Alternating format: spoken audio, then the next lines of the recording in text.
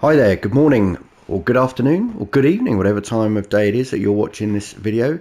My name's Dino and I'm here to look at meta. That's what we're going to look at today. But before we start, please hit the like button.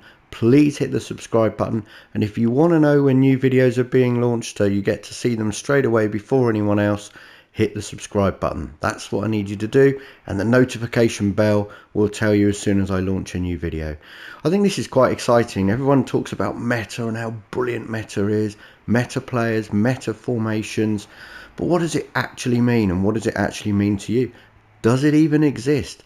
And I'll tell you now, this video is going to change the way you think about FIFA, change the way you think about meta players, change the way you think about meta formations. And it's a video that I think a lot of people out there that make other YouTube videos are not going to want you to watch, because I am going to completely change the way you think about meta. Okay. I have been playing FIFA many years ago. I started playing FIFA back in the real early days. I'm an old school gamer. I haven't been playing for a few years. I've got back into FIFA again, and I've spent the last year, the end of FIFA 20, all of FIFA 21, looking at other people's videos, looking at what people talk about as far as meta is concerned, and the belief within FIFA that the players and the formations make all the difference. And I've tried a lot of different things. I haven't been interested in win ratios. I've not been interested in trying to progress through weekend league and rivals, although naturally I have done. I've been mainly playing on Xbox, got myself a PS5 now, so I've started a game with FIFA back in May when I picked up my PS5, because for me, I'm not very good at all this editing stuff that goes on, so the videos that you see are very raw.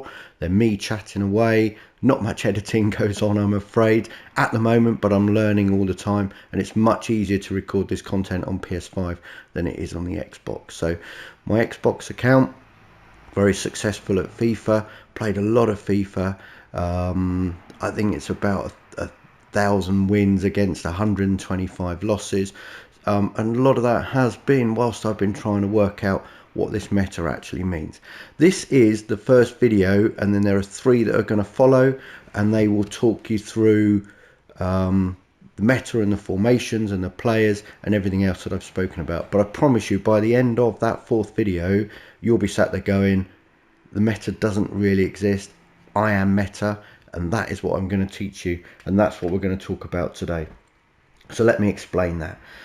I'm not denying there are great FIFA players out there, as far as some of the players that you see on the screen in front of you. Ben Yedder, Gelson Martins, Fabregas, Hakimi, Atal is superb, but good players, average players, will be meta in the hands of meta FIFA players. Okay, and that's what we're going to really explore. So let me ask you one thing, okay? How often do you rock up with your meta team, you look at the team that's on the screen and you think, I've got this in the bag, only to come across some of these supposed non-meta players playing superbly against you? It's not the game. Yeah, it's not FIFA, it's not EA.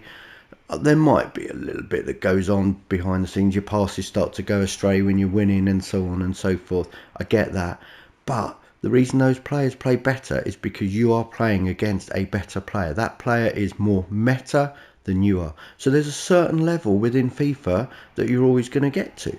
And when you look at Footbin, for example, and you submit your team into Footbin, and you look and you'll see on there the average win ratio for the average player is 0.6. That's roughly, you're going to win just over half the games you play. That's the average out there. There are players that are better than that. There are players that are worse than that, of course. Okay. How often do you rock up with a team that isn't as good as the team that you're facing, and you win? That's because you are a better player than they are. You are more meta. And there are players that will help you. There are players that will make you look better at the game. Of course there are. But there are players that you naturally will play better with. And again, that's something that I'm going to explore in the next couple of videos. And I'm going to show you exactly how that works. I promise you, by the end of that 4th video, this is number 1, by the end of that 4th video, you will be a better FIFA 22 player. And that's what I'm setting you up to do today now. We're trying to make you better when FIFA 22 launches, which is why I'm doing this at the end of FIFA 21. So if you're not playing FIFA at the moment, and a lot of us aren't playing as much as we were, use the time, watch these 3 videos. Trust me, they will make a big difference to you. Okay.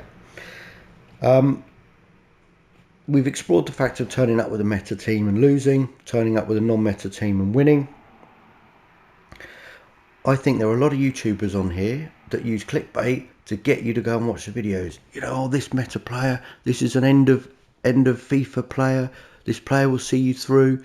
And you look at their squad in 2 weeks' time and that player's disappeared. And you've watched the video, you've gone out there, you've bought the player, you've played okay with him for a while, and then you're looking to move him on again. Okay, if you were to buy FIFA and it's a bit boring, you start with FIFA 22, you could still end up playing in the same leagues, in the same division with your starter squad and a gold team, as you will do with all of these expensive players. Trouble is with that, it's a bit boring, isn't it? We all want the best players, we all want our teams to be full of the footies squad, which is what we've got at the moment, or the team of the years, or the team of the seasons, whatever it might be. That's kind of what we want in our squads. But some of the best players that I've found out there aren't those players. For example, for me, Jonathan David, who plays in the French league, I find him one of the best players to play with. I had him on my Xbox account. These are his stats with me. Played 36 games, scored 61 goals, made 35 assists. I don't use many skill moves. Okay, I don't. There's a couple that I use. There's a couple that I think you need to use. For me, being able to dribble, left stick dribbling is really, really important. That's the way I play FIFA. That's my meta. Okay. So, without further ado, what we're going to do now is we're going to move on to the next video. Okay, and we're going to start looking at formations, and I'm going to prove to you there is no such thing as a meta formation. Okay, and I'm going to teach you how to make formations suit your game style play. So please, at the end of this video, if you haven't done so already, please hit the like button, please subscribe. It's free. Hardly anything in life is free these days. It's free to subscribe. Please subscribe to the channel. I'm trying to build this channel up, and I promise you, if you want to leave it right to the end and send the 4th video before you decide whether to subscribe or not, do so. But I'd love you to subscribe now, hit the like button and hit the notification button so that you'll be able to see when the next videos launch. Thank you for watching. My name's Dino, and I'll be back with you very soon.